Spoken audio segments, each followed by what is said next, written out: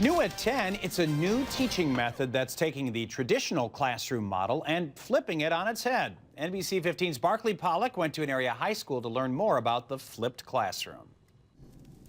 I thought it was an interesting idea because it increases the amount of class time the kids actually get. During the day, Chris Biederman is an anesthesiologist. But when she's at home, she has another more important job. She's mom to a very bright 16-year-old high school junior named Savannah. On occasion, Savannah needs help with her homework, help her mother, who's college educated, can't always provide. I've gone through basic chemistry, biochemistry, organic chemistry, but it was 30 years ago. But this year, Chris doesn't have to worry about helping Savannah with her advanced placement chemistry homework. And the reaction is going to shift towards the reactants. That's because Savannah is doing her homework at school and listening to lectures at home online. It's somewhat backwards. This is what's known as a flipped classroom. K1 divided by K negative 1.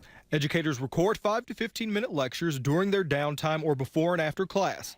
The video is then uploaded to specially designed websites like Edmodo or Moodle. Students can then post comments or questions about the lectures. Their peers or teachers can respond, and the next day, instead of spending most of the class going over the material, the students get hands-on help from the expert. Homework 2. Questions? I'm thinking flipped, what's that? Technology, I'm not sure about that. Ann Moffitt, Savannah's advanced placement chemistry teacher, was skeptical about the flipped classroom at first. Savannah, do you know where you ran into problems? But after teaching in a flipped classroom for little more than a semester, Ann and others are starting to see the benefits. It turned out I didn't have the right idea about what flipped is all about. The more I learned about it and the tools that I learned to use, I was sold. Got it. They can work together. Yep. They can get help from me when they need it. And so the kids that need the most help get the most help. Right now at Verona High School, there are only a handful of teachers that have completely flipped their classroom or are in the process of flipping.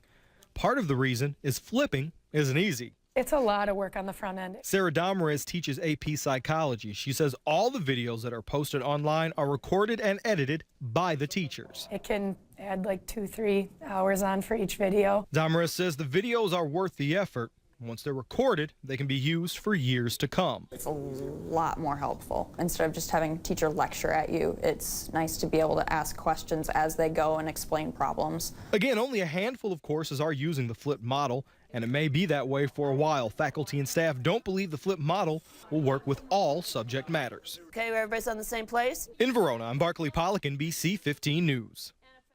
And Verona High isn't the only school in the Verona School District trying out the flipped classroom model. Some teachers at the middle school level have also flipped their classrooms. Meanwhile, a Madison company is leading the charge when it comes to the technology a lot of teachers use to make those flipped classrooms a reality. Sonic Foundry makes a webcasting platform used by thousands of colleges for flipped classroom instruction.